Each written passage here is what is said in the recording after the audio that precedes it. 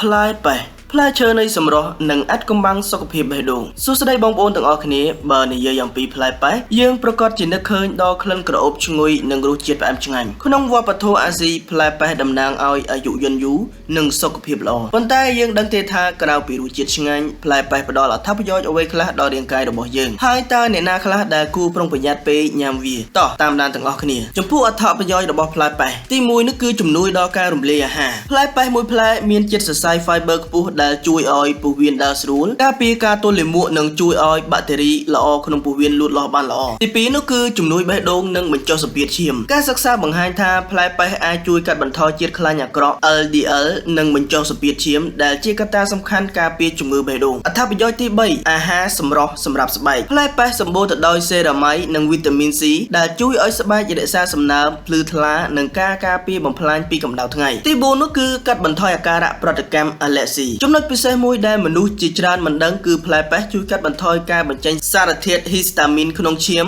ដែលជួយកាត់បន្ថយអាការៈរមាស់ឬប្រតិកម្មផ្សេងៗចំពោះគុណវិបត្តិនិងការប្រុងប្រយ័ត្នចំពោះផ្លែប៉េះនោះគឺទី1ប្រតិកម្មលំអងផ្កា pollen allergy មនុស្សមួយចំនួនដែលមានប្រតិកម្មជាមួយលំអងផ្កាដូចជាផ្កាស្មៅអាចនឹងមានអាការៈរមាស់មាត់ឬហើមបបោមាត់ក្រោយពេលញ៉ាំផ្លែប៉េះស្រស់ទី2នោះបញ្ហាក្រពះផ្លែប៉េះសម្បូរទៅដោយជាតិស្ករធម្មជាតិម្យ៉ាងឈ្មោះ sorbitol បើអ្នកមានបញ្ហាខ្សោយពោះវៀន IBS ការញ៉ាំវាច្រើនពេកអាចធ្វើឲ្យហើមពុះឬរាគរូសជាដើមចំពោះចំណុចទី3នោះគឺគ្រាប់ក្នុងផ្លែប៉េះគ្រាប់របស់ផ្លែប៉េះមានផ្ទុកសារធាតុម្យ៉ាងដែលអាចបំផ្លាញជាស៊ីយ៉ានីតដែលជាជាតិពុលដូច្នេះសូមកុំព្យាយាមបំបែកគ្រាប់វាញ៉ាំឲ្យសោះសរុបមកផ្លែប៉េះគឺជាផ្លែឈើដ៏អស្ចារ្យសម្រាប់ស្បែកនិងបេះដូងដើម្បីសុខភាពល្អ